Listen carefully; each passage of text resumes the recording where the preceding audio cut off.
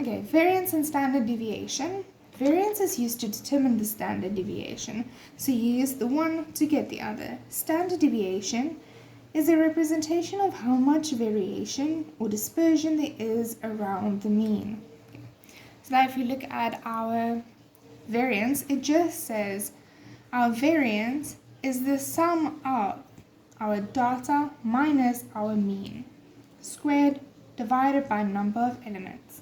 Okay, our sample size.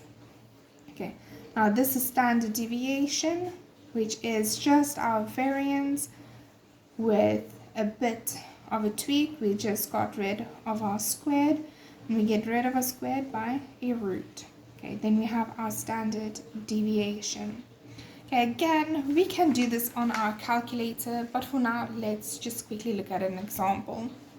So the table below shows the result of a quasi test of a grade 11 class.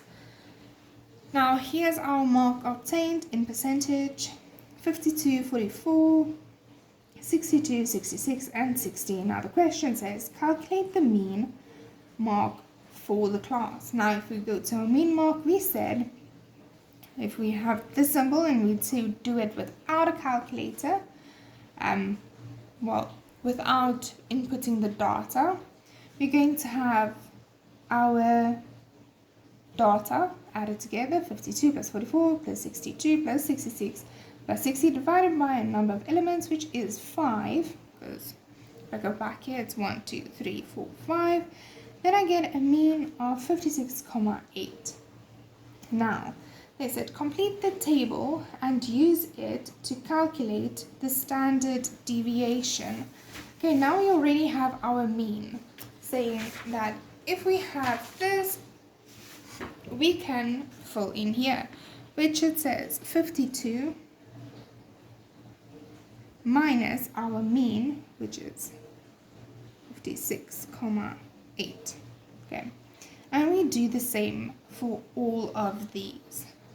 So we have 44 minus 56,8, 62, minus 56,8, 66 minus 56,8, and 60 minus 56,8.